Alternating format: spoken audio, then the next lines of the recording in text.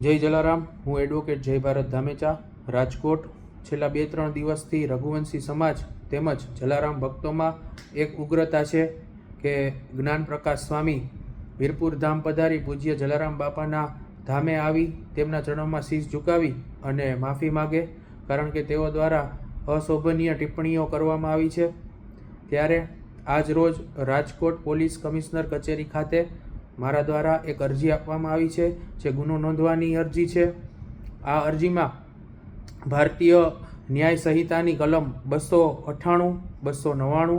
302 અને 356 મુજબની કલમ હેઠળ ગુનો નોંધવા મેં કમિશનર સાહેબશ્રીની કચેરીએ આજરોજ અરજી આપી છે, જેમાં કોઈ પણ ધાર્મિક લાગણીઓ અથવા તો ભાવનાઓને ઠેસ પહોંચાડવાની કલમ છે, કોઈ ધાર્મિક સ્થળ, દેવી દેવતાઓ, ઈષ્ટદેવ, કુલ દેવતાઓનું અપમાન જ્યારે કરવામાં જાણી જોઈને આવતું હોય છે ત્યારે આ કૃત્યને અપરાધ કહી શકાય તેવી કલમો પણ આપણે આમાં મેં અરજીમાં સામેલ કરેલી છે, જેનો ગુના નોંધવા મેં સાહેબને અરજીમાં દર્શાવેલું છે કે આપ આ અરજી સ્વીકારી તેમના પર ગુનો નોંધો। ત્યારબાદ 302ની કલમ, BNSની કલમ 302, જેમાં ધાર્મિક ભાવનાઓ અને લાગણીઓને ઠેસ પહોંચાડવાની જે આ કલમ છે